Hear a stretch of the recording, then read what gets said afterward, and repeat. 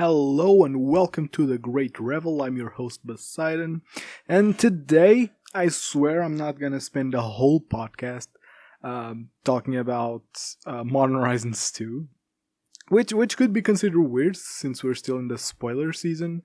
But I don't think that there's anything that's been spoiled for Burn. I'm still waiting on the complete set spoiler, so the final dump is yet to come, but I doubt we'll be getting anything else. We already got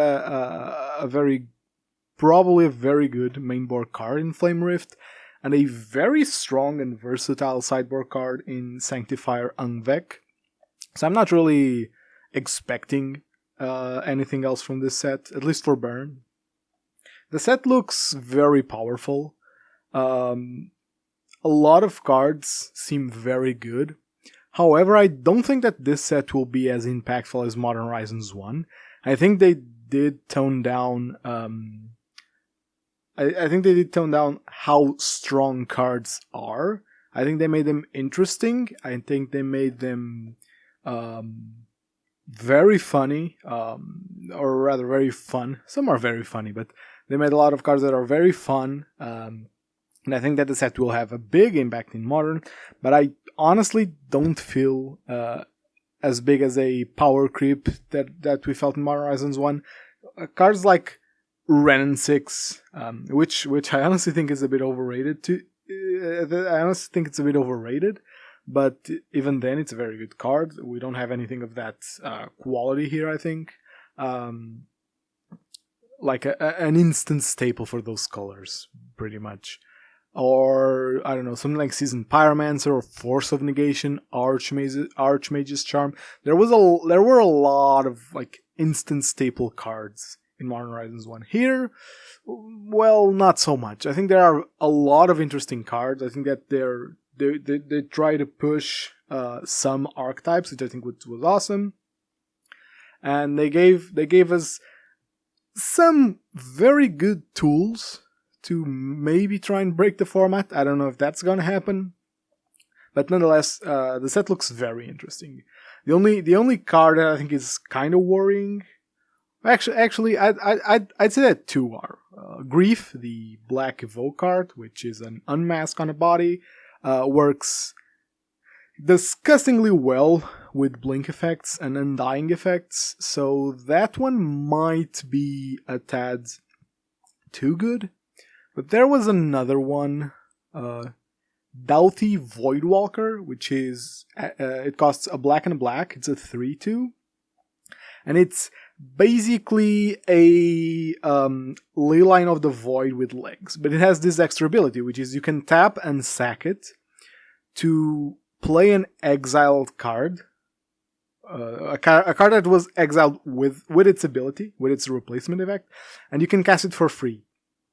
So, if you play this and then a Thoughtseize, or, a Grief, you are then looking at casting like a big drop if you're playing against big mana.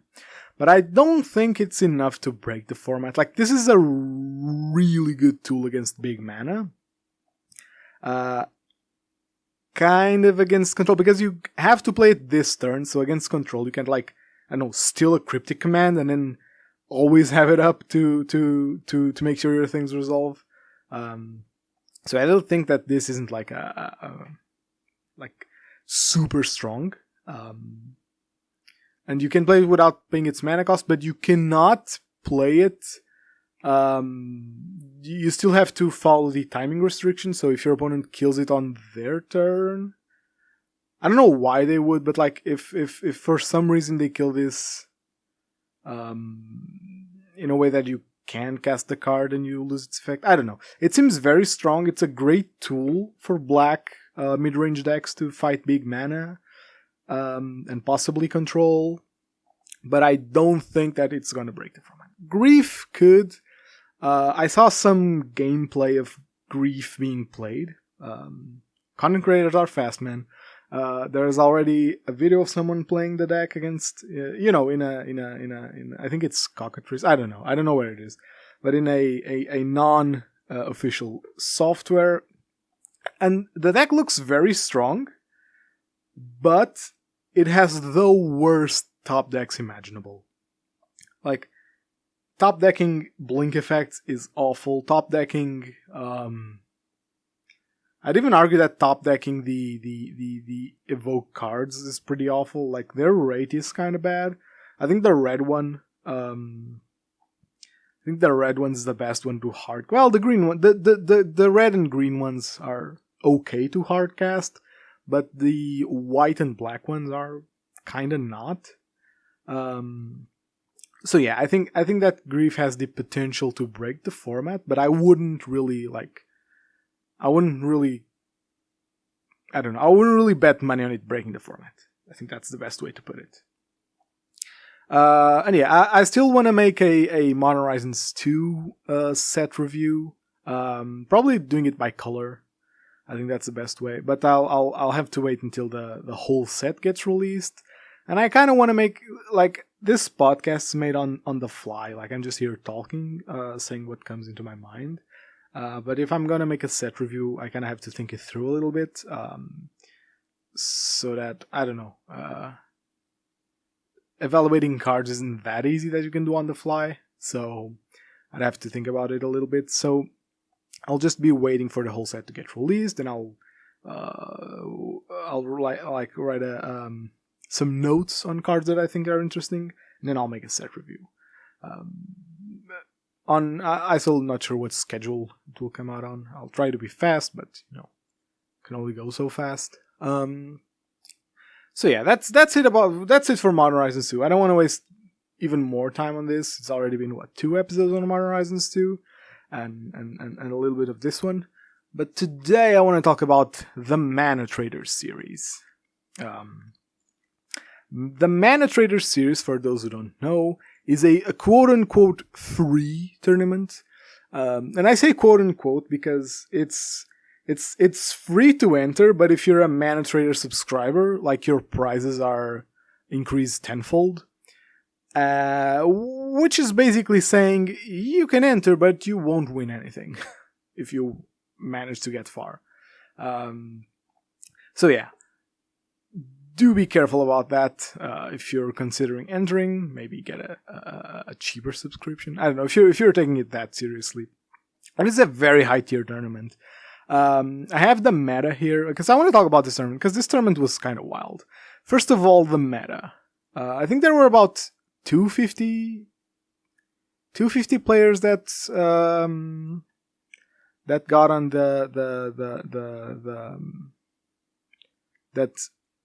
on the I don't know, final, like 274 players that got on the final tournament round. So the way this works is you go to their website, you sign up, you play at least 10 matches on Magic Online, direct challenges with the other person, and if you get a 70% win rate, you qualify to this to the Swiss rounds, which is a day at the end of the month. So 274 players, and the meta, I have the top 10 most played decks. So we have 53 is at Prowess decks, and that's close to 20% of the meta, which is pretty insane. Like, that's bannable levels of meta percentage, but we'll see how that turned out. And we had 24 Eldrazi drawn, and this is what I don't get. Pretty much everyone knows that Is at Prowess was going to be the quote-unquote best deck of the tournament. Spoiler alert, it wasn't. But people were supposed to get ready for it. And after that, and after Blue-Red Prowess, we have Eldrazi drawn, which is a deck that I'm not sure how the matchup goes against Blue-Red Prowess. Definitely wouldn't be the deck that I would pick up to play against Blue-Red Prowess. But we had 24 Eldrazi Tron, which is a little under 10% of the meta, which is healthy. High, but healthy. We had 17 copies of Amulet Titan, which again, as far as I know, their Prowess matchup isn't that amazing. But they are making changes in their main board and sideboards to fight Prowess, which as far as I know, have yielded some great results. Namely, playing Revel, which is a 1 mana value instant that costs green, and it says target player sacrifices a creature with flying. So it's very good to get rid of Stormwing. And then we had 10 copies of Dredge. I guess Dredge has a decent prowess matchup. I mean, I can only imagine. You gum up the board kind of quickly, and you have removal in Conflagrate and Lightning Axe, so I can't imagine it's that bad. Then we had 10 copies of Niv-to-Light, playing Yorion, which to this day I don't get how this deck functions. Wonky mana base, wonky card numbers, and then it just works. But it does kind of make sense that it would work in this meta, because 4 Lightning Helix and 4 Kaya's Guile in the main board does do its work against Prowess. So like, it wouldn't be my pick, but I can see why people play it. And people just love value, and like Niv-to-Light decks are just good cards deck. So you just play the best cards of each guild, and you call it a day. So it's probably very fun for people that love playing cards that have value staple to them. Then we have 8 copies of Esper Control. That's more like it. Esper has tons of good options to beat Blue-Red Prowess. Then we have 7 copies of 5-color Scapeshift, which again, aside from maybe resolving Omnath fast, I can't imagine this deck can ever beat Prowess. Even with they're playing the Valky tech, which even then I don't think this is that good, but whatever. People are high on it. People love their value again, 5 colors. He had 7 copies of Selesnya Heliod, which is kind of weird. Heliod was for a month, Heliod was the best deck of the format. People were calling out for bans. Honestly, me included, I thought that Heliod could not be beat significantly, that it would stop being so present. I'm glad I was wrong. Yes, Heliod has finally died down, which I love. And thank God it was because of people adapting and not because of a ban. Which, is always... It always sucks when cards get banned, even if I do agree with bans, because it means that the format couldn't adapt. I don't know. That's a whole nother conversation.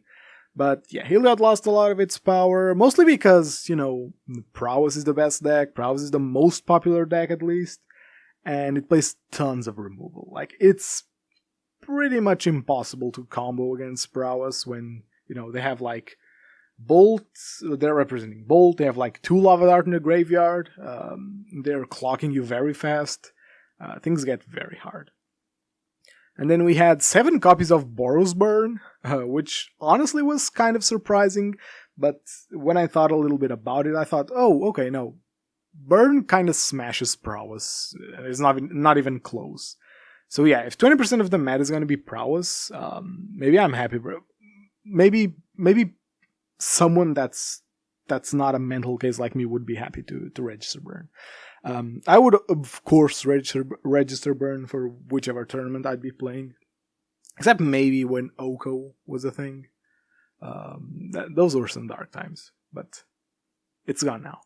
And then 6 copies of Mono Green Tron, which is kind of reasonable. The fact that Blue-Red Prowess doesn't have a way to beat Tron on the draw is relevant. Some amount of time, but even then, probably not the best deck to try and beat Prowess. But we're getting to single digits copies, and in almost 300 people, these numbers are very healthy. These numbers honestly look way too healthy. Of course, there are probably decks that aren't being counted here. I don't know if there was probably a non-zero number of people doing 4-color Scapeshift, which I think still applies. It's multicolor Scapeshift. I don't think there should be differentiation. Same for Control. There was probably more flavors of Control that aren't being counted here. But whatever. This meta looks very healthy, except for Prowess. But people were really high on Prowess because a lot of people were winning things with Prowess. Tons of content creators were just playing Prowess back to back to back. and the deck got very popular. It's also not the most expensive deck. That's very relevant. It's not the most expensive deck. Sure, the mana base has its cost, but like it plays a lot of bulk cards. Like if you go on Magic Online, I'll even do that right now because I don't like to. Well, I don't like to spill much bullshit. So I'll be honest. Like, how much does a set of Lightning Bolt cost? Because I'm pretty sure that's the most expensive Bolt card.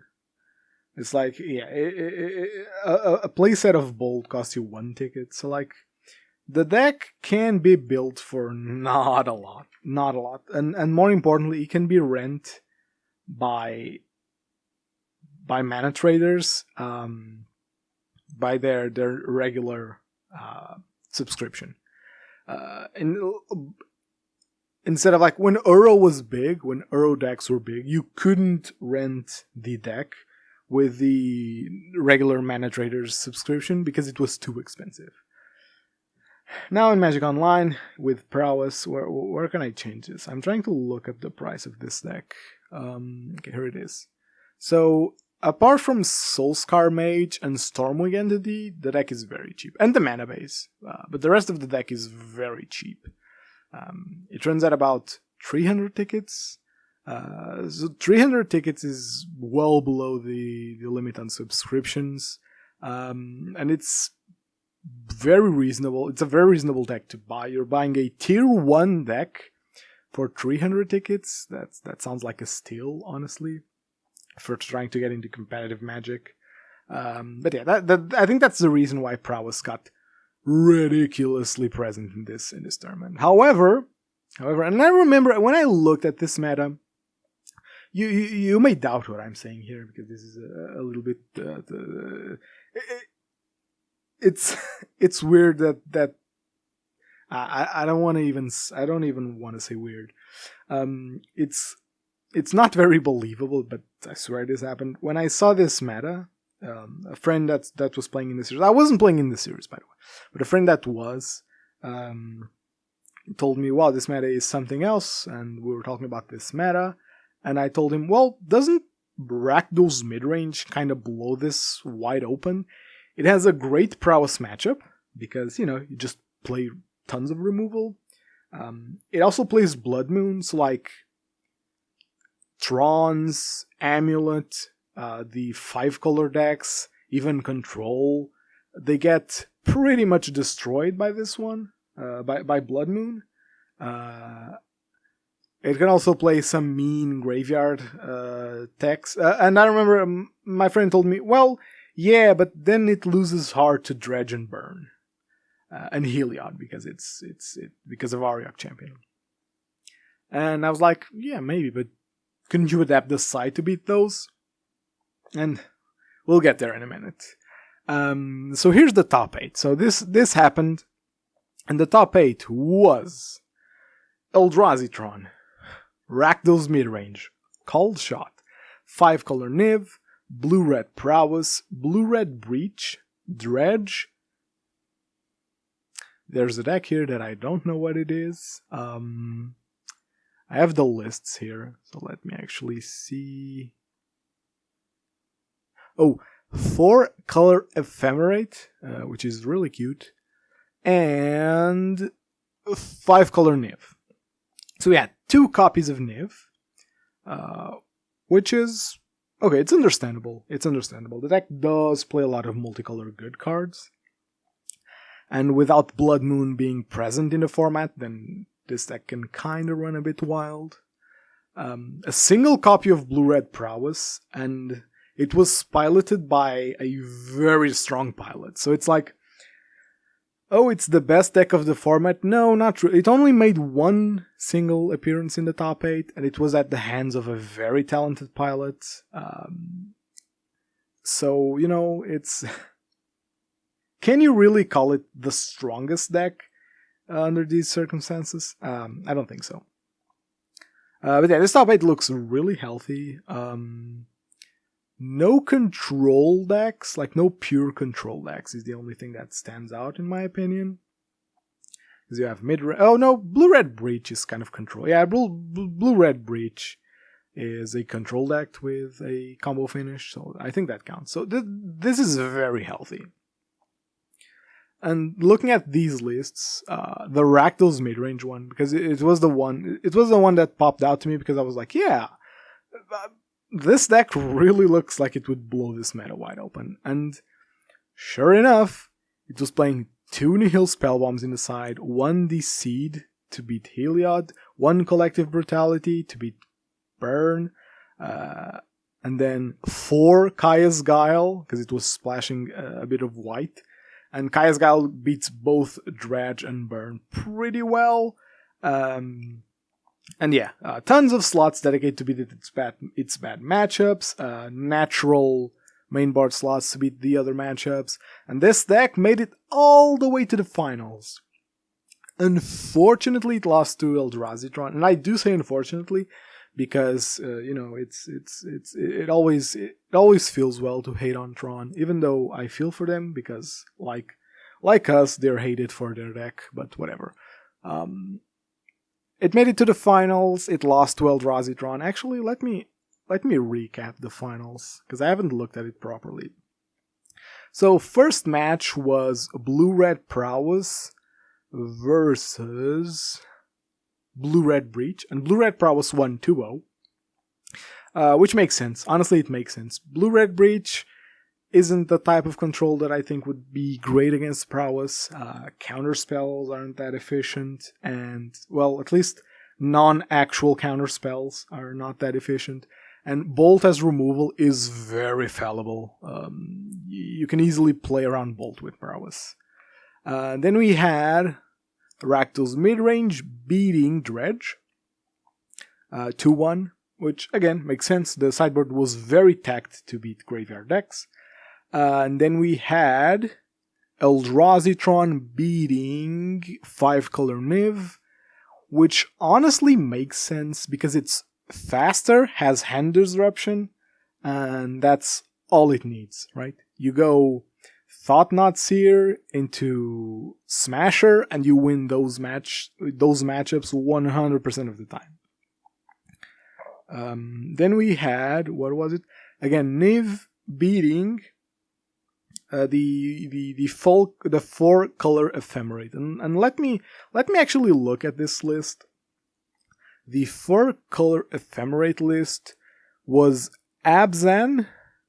Yes, it's an Abzan deck, so Abzan Blink with Tidehallow's Color, E-Witness, Skyclave Apparition, Wall of Omens. It's a very cute deck. I don't love the creature package. It's like a lot of value, but not a lot of action, which is something that I hate in Magic. You know, when decks are built to just get value and get value and get value and get value, and then they just lose. This has been happening a lot because they've printed valuable cards that look very good, and this is gonna plague the format after Modern Horizons 2. There's a lot of high value cards that don't really do much. So I suspect that aggressive decks will be very strong because of that. But yeah, this deck looks good, and it's splashing the red for Mags of the Moon in the sideboard because it plays 4 collected companies, and again, Blood Moon effects very strong right now. If your Blood Moon deck can beat Prowess, that's what you should be playing.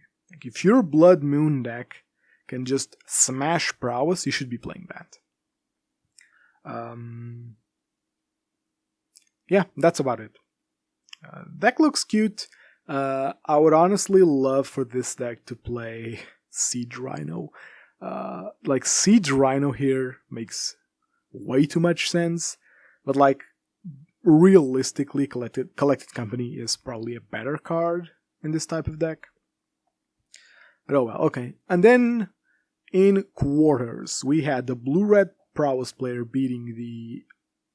No, wait. Yeah, we had Rakdos midrange beating the Blue-Red Prowess player, which is not a big surprise. Rakdos midrange does have an awesome Prowess matchup. If you're a Prowess player, you know how painful it is when you go down to your local game store, you sit down, your opponent is playing Jund, and you're like, this fucking boomer is playing 4 Liliana of the Veil, 4 Ren and 6, and he's still beating me, and it's so upsetting.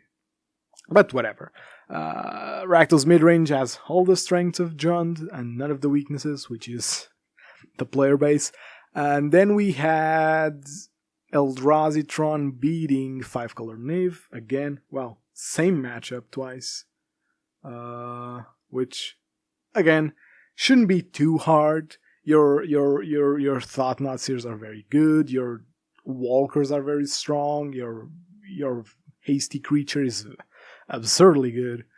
And then in the finals, and I watched the finals, this was the only match I saw of this whole tournament, aside from a friend playing in the Swiss rounds.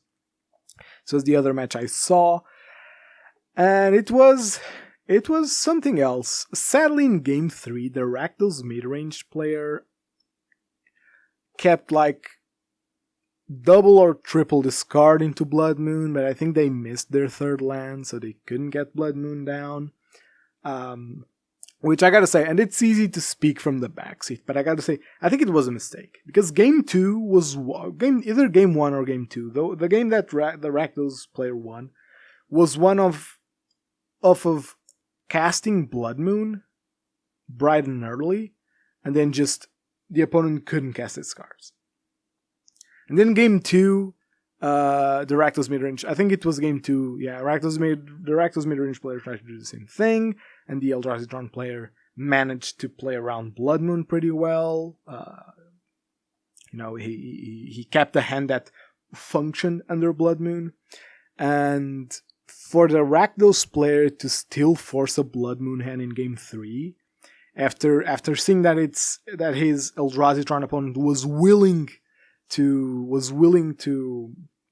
force a good Blood Moon hand, wasn't the best decision. But I think it's hard to mulligan away double discard and a Blood Moon, even if you only have 2 lands. I think it's very hard to mulligan that away, especially if you're on the play, because you think, oh, this is for sure gonna get him. But I don't know, it's a bit dangerous because Eldrazi does have 4 maps and like 3 wastes to play around Blood Moon. So maybe the Rakdos player should have been a bit more aggressive. Hindsight, of course, he should have been more aggressive, but in the moment, I think it's pretty easy to make that mistake. So that was Manatraders. And honestly, a very healthy tournament. Because before this tournament, there was a big Magic Online tournament, like the previous weekend. There was a big Magic Online tournament that saw Prowess put like, I think it was 5 or 6 slots in the top 8, and people were losing their shit. Like, I saw a lot of Prowess players going like, damn it, maybe we've become too strong, maybe we'll see bans, should I be worried? If Manamorphose gets banned, what do we do? And I think this settles that. This tournament settles that. No, Prowess is not too good.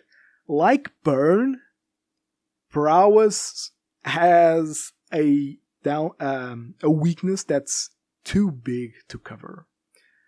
For Burn, that's life gain. Like if you want to beat Burn, you just play life gain in your sideboard. Like if you build your 15 card sideboard to beat Burn, you will probably never lose a game.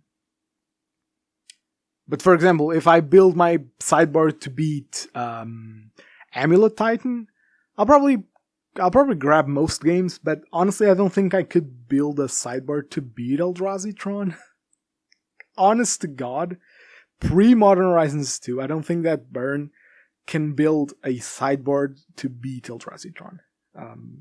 That might be a lie. Incinerator helps a ton, and if you can just pack Incinerators and Seal of Fire in your sideboard, then maybe it's manageable.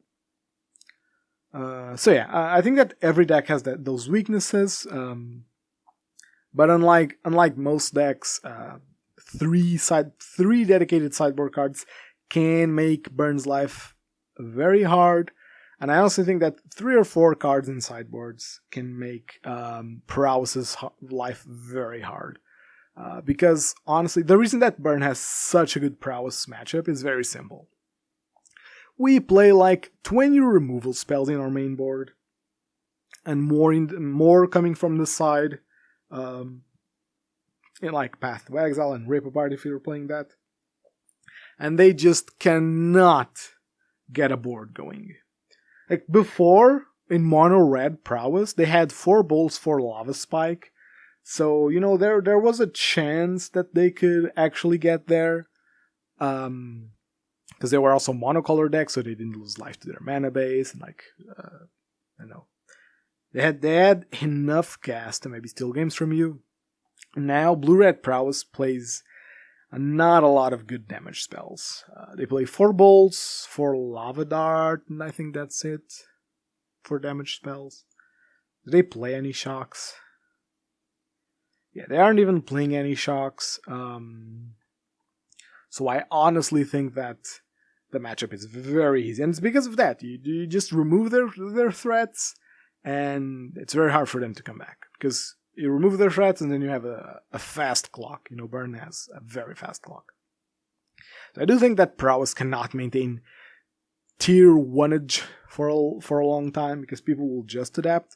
The issue with this is that people are very, very stubborn into adapting against Prowess. Like, you should just play removal, but removal spells rarely have much value added to them, because it's very broken to attach a lot of value to removal spells, right? If we had a 2-mana spell that cost a blue and a red that was Lightning Strike and drew a card, that would be insanely strong. So you can't really attach too much value to removal spells, but you can attach tons of value to your life gain spells, because life gain is such a bad thing to be doing that you can attach a lot of value to them, be it draw cards, be it do something else that you want to do with your deck. So I think it's very, very much easier for people to include life gain in their sideboards than it is to include removal. Not easy in terms of if they should / they shouldn't, but easy on their minds. Like, people love including life gain, because people hate dying to bolts. Dying to Swift Spear and Stormwing, they're a little softer on, so I still think that with stronger removal, most decks would never really drop a game to Prowess. But again, if you're playing value decks, you are dedicating too many slots to answers. But maybe Modern Horizons 2 changes that. We are getting counter spells, so maybe decks gravitate towards playing less colors and more like I don't know. I honestly don't know. Trying to predict what Modern Horizons 2 is going to do to the format is pretty much impossible. Aside from Black being very strong, which I think is going to be a thing. I think Black got some of the best cards in the set. Amazingly enough, White also got very strong cards. Sanctifier and Vec is probably one of the best sideboard pieces I've seen in a while. It does everything, seriously, it just does everything. Every time I look at the card, I think, wow, this hits so many matchups, it's insane. And the White Evoke creature is very good as well. The biggest downside of the White Evoke creature is being white, because you kind of need white spells, other white spells to flash it in and use it as a swords to plowshares. I don't know if a 2-for-1 swords is that amazing, but the fact that it's a creature with flash that you can play and use it as a win con in long games is honestly very good. I think that's gonna be a thing. You know, you're playing control. It's turn 10. You have a big Teferi. You tap 5, cast the Swords to Plowshares, kill one of their creatures, and tap 2 lands. Now you have 7 mana, which is like, I don't know, a lot. You get up to 3 counters from that. Wait, no. Yeah, we have 7 mana. So I think that's going to be quite big. I honestly think that's going to be quite big. And hopefully the evoke creatures get at least those two get enough hype around them that that people stop playing multicolor decks. Because I think that right now, I've talked this about last week, so I'm not going to go too hard on it, but I honestly think that the modern mana bases are too greedy right now. You see a lot of colors, like it doesn't matter. And part of it is because people are still refusing to play Blood Moon. You can definitely tailor Ponza to beat Prowess, and that's really the only matchup that's a problem right now. Every other matchup is pretty manageable. It's just Prowess that's a bit harder. But you can definitely tailor your sideboard. Even your main board, you can tailor to beat Prowess a bit more easily. But part of it is also that, aside from Blood Moon, which is a 3-mana do-nothing for a lot of decks. Well, maybe I'm being a bit hypocritical. Like, I'm saying people don't play removal, but then I'm saying that playing Blood Moon as an answer isn't worth it. Maybe I should revisit that chain of thought. Either way, I don't think that Blood Moon is enough. I think that the format needs something else to punish mana bases. Which okay, in Wizards' defense it's hard to print in like a well-designed way. You know, if let's look at the land hate that we like. We as Burn players, we'd love to have Price of Progress, even though it would absolutely destroy the modern metagame. We would love it. But it's really not a good spell to print. And I think that everyone should know. If you're a Burn player and you think, oh man, I wish I could cast Price of Progress in Modern, I think that deep down you know that it wouldn't be good for the health of the game. Because, like, yep, if you play Red, pack 3 Price of Progress in the side, and, you know, have some amount of aggression, or even pack 4 Price of Progress and just have to resolve 2 against your big man opponent and you win, or your greedy opponent and you win. And I don't know, it might not be that healthy. So yeah, I think that's it for today. I really wanted to talk about this Manatraders series because I thought it was pretty interesting, from the weirdly skewed metagame to the very healthy results. I think the tournament was very interesting. Yeah, so I think that's it for today. Don't forget to subscribe to the YouTube channel if you wanna be updated on the podcast episodes. I do want to put them on somewhere else that's not YouTube, but that takes work and I'm a lazy bastard. Thank you for tuning in and see you next time.